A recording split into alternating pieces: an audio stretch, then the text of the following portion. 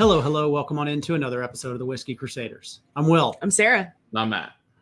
On today's episode, we're going to be drinking Penderyn in their Rich Oak. This is a Welsh single malt.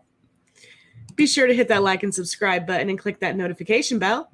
Matt, why don't you give us a little bit of information about this Welsh single malt? All right. So this is a donation from Michelle and David Martin. I want to thank them for this donation of Penderyn. Thank you.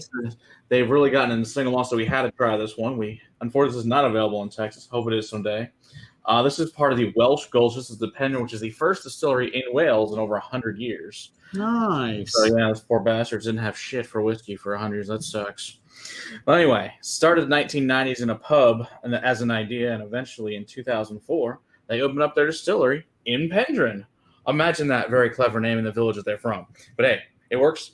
On that day in 2004, on St. David's Day, Prince Charles was actually there to attend when it opened, so that's kind of cool. It's good for them. That's cool.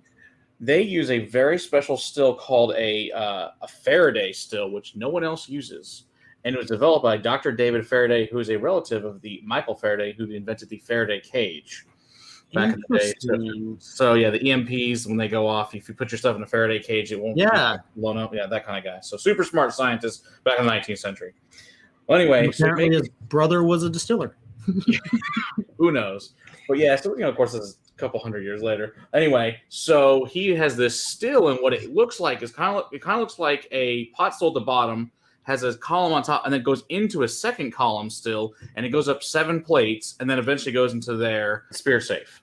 And in the spirit safe, it comes off at 92%, which is the highest basically of any whiskey there is, which is insanely high. Whereas on a regular pot still, it usually comes at 67%. So yeah, that's a vast difference. Anyway, so like I said, they experiment on both of them, but then they combine them now. They get most of their barrels from Buffalo Trace and Evan Williams. They're real proud that Evan Williams apparently came from Wales, so yay, and fun marketing. So, it is what it is. But so they say everything starts in ex-bourbon, but then they also finish in Madeira port, peated casks, and some wine casks. So, and then Dr. Jim Swan, who we know as one of the amazing guys, kind of like the Dave Pickerel over on that side of the world, who did Coloman, Cavalon, all sorts of fun whiskeys we really love. That unfortunately he's actually involved in them from the very beginning, but he died in 2017. So, but yes, he's a super awesome guy. Makes some amazing whiskeys. And they just opened a brand new distillery in some town I cannot pronounce called Llandudno. Close, don't know. Once again, don't really give a shit. So it's cool. Anyway, so this is the Rich Oak version, which is what we're trying here. It's 46%. Now the part that sucks is this used to be at a cask strength, and then they went to 100. Now they're down to 46. Boo. I know. It is what it is. It is non-chill filtered and non-colored, so that's a plus. And so it starts in bourbon and it finishes in rejuvenated European X wines. It didn't say what kind of wines. It just says rejuvenated X European wines. So it's also kosher. So we got that going for us. So, hey, whatever works. So let's see what we think of it. Ooh, it smells delicious. Oh, that's berry forward. It is. Yeah, it is super berry forward. Yeah, I'm actually finding that before I'm finding the barley. Me too. I was just about to say that the malt is barely there. Yeah, it's buried behind just a ton of fruits. Berries and then tree fruits and then pit fruits as well. Yeah, I get a lot of grape, like a white grape on it. Mm-hmm. Yeah. And I'm getting like peaches, nectarine. I get that, and I get pashed fruit, effervescence on it as well. Yeah, it's very champagne-like. Champagne-y. Uh-huh. Yeah. Guava, mangoes, apple skins, apples, yes. Strawberries, raspberries, and then some of the oatmeal, then some of the cereal, the butterscotch start to come after that. Right, I agree. Cinnamon and stewed apples towards the finish of that nose. Kind of like an apple pie. Yeah, pretty much. Smells wonderful. Oh yeah, this smells really good. Uh-huh. Do we have an age statement? No age statement. Okay. Has to be at least 3, based according to UK laws. So it has to be at least 3. But I'm thinking it's older than 3. It smells a lot older than 3. It smells richer. Yeah. I mean, maximum could be 15. I don't think it's 15, but I don't think it's 15 either. But that's the maximum it could be. It looks pretty viscous. 6 to 7, maybe 10. Somewhere in there would be my guess. That would be my guess as far as off the nose. I haven't tasted it yet, but it smells wonderful. Yeah. It really does. All right.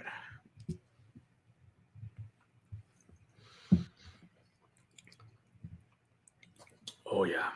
Also tastes wonderful. Oh wow. That's really It good. has that effervescence right there on the palate. Ooh. It almost has that bubbly feel. I get Really a lot of the peach Oh, yeah.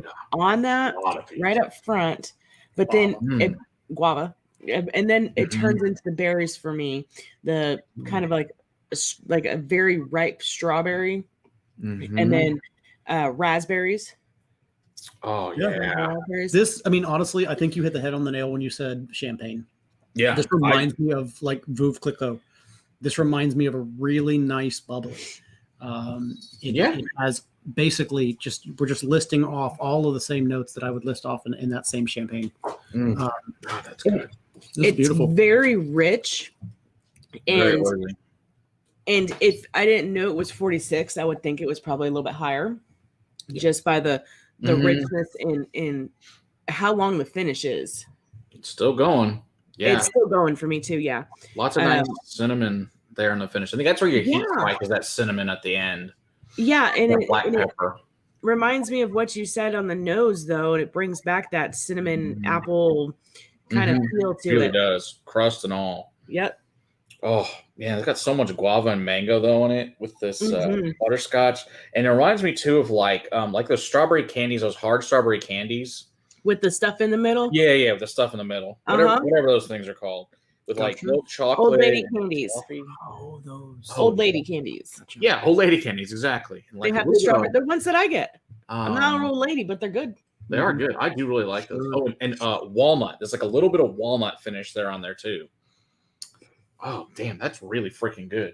I wouldn't say this drink's like a 50 though. I would like to have tasted 50%. I would love to try it. I would love to taste that cast strength. Because it doesn't. To me, it doesn't taste even as rich as like a 50. I can see your point. Maybe it drinks a little higher than 40, but What's 46? or 46. But yeah, I'd maybe go as high as 48 because it doesn't have the richness of a 50%. It doesn't have the consistency of, say, a Bruichladdich or something like that, where actually the 50% is present on the palate. Yeah, but it only takes a couple of proof points. It does to make a change. Yeah.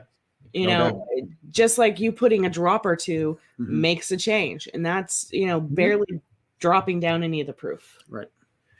So this is a sexy bottle though. Look at these cool sides. They have these cool, these whatever you want to call it. It's not really a circle, but it's not really a triangle. Yeah, it's this. I don't know. It's this puffed out side. It's cool.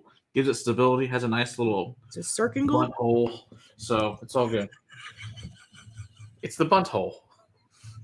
It's a little butthole. No, it's a bunt hole. Bunt hole. It's a bunt. That's what it's called. Oh, it's the glass hole. It's the same thing. Oh, we went way off topic there. Yeah. But I do like this a lot. It's really What's good. my price point? Yeah. $60. $60? Yeah. Not bad. That's not bad. I buy this for $60. Yeah, I agree. Okay, now you guys need to bring this to Texas because this is amazing, and we need Penderyn to give us this. They have a whole giant product line. They have several other whiskeys that are good. We have, I think, one of the older ones, an old Madeira and an old. What do we get? Somebody gave us, I think, the Celt, which is a peated one that Sarah will hate. So but yeah, we don't have any of these types here. But this is awesome. So is it in the States at all? It's in the States. Yeah, I think this came from New Jersey. I think something like that's where I think she got this. So I really appreciate it though from Michelle and David. This is awesome. Yes. Thank you very much. Thank you. Cheers. Especially that you guys, I know they really started enjoying a lot of our different single malt series and Irish, and so they said we should try this, and they were right. This is awesome. So thank you very much. I like it a lot. Yep. I do. All right. Don't forget to hit that like and subscribe button and click that notification bell. And also check us out on Monday nights for our live streams at 9 p.m. Central. And until next time, keep on crusading for better whiskey in your glass. Cheers.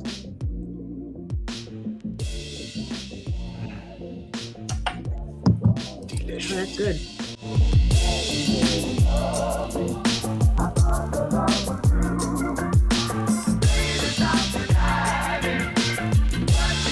Hello. Welcome on into another episode of the Whiskey Crusaders. I'm Will. I'm Sarah. I'm Matt. It's been far too long since I've asked Matt what we're drinking for me to remember at this point. I'm pretty sure it starts with a P. Pendulum. No, Penderyn. Pendulum. and it's a Welsh single malt. I remember these things. It's rich oak. Oh, rich oak. That's what it was. All right, here I got this. We pieced it together, guys. Good job.